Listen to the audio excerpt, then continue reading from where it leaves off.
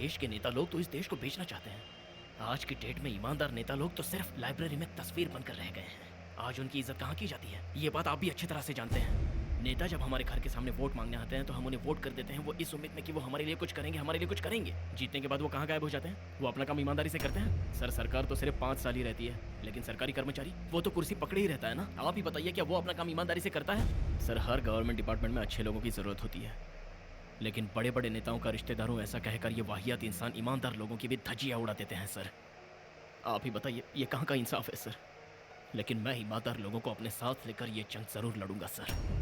लेकिन मुझे अंदर ही अंदर एक फीलिंग सता रही है। मेरा साथ कौन कौन देगा ये तो मुझे नहीं पता, लेकिन इंसाफ के लिए किसी ना किसी को तो कदम उठाना ही है। ये एक जुनून है जो ताकत देगा, मेरी हिम्मत बढ़ाएगा। वही ताकत मुझे हारने नहीं देगी, वही मेरा हथियार होगा। ये पेपर सही नहीं है। तन मांझने पड़े। 2 वक्त की रोटी के लिए हमें दर दर ठोकरें खानी पड़ी। पैसा बोलता है सर, इस दुनिया में जीने के लिए पैसा ही सब कुछ है। पैसा नहीं जानता कि वो गरीब के पास जा रहा है या अमीर के पास। कोई आदमी खुशी से गलत काम नहीं करता सर, हालात के सामने मजबूर होकर उसे ये काम करने ही पड़ते हैं। आप में इतना गुस्सा क्यों है? गुस्सा नहीं सर, परेशान हूँ।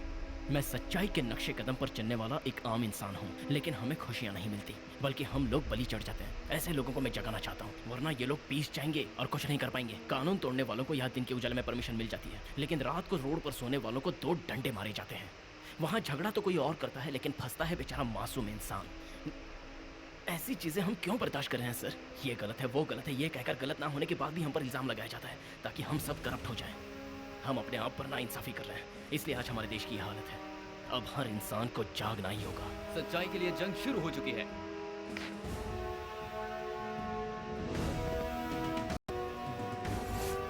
देश नहीं है, हमें जो आजादी मिलती है उसके बारे में आप क्या कहेंगे? आजादी सही है सर, हद से ज्यादा आजादी।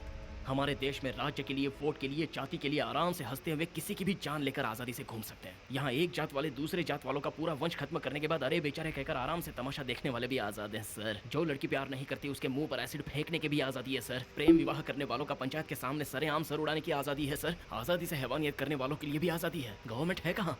आजादी के बाद यहाँ पर किसने क्या किया? एशिया का सबसे बड़ा जेल यहाँ है, ये बस जनरल नॉलेज का सवाल रह गया। यह हमारे देश की बदकिस्मती है। कितने हैवान जवान लड़कियों को अपने हवस का शिकार बना रहे हैं सर, पर उन पर मात करने वाला कोई नहीं है। मर्दानगी रेप करने के लिए नहीं होती सर।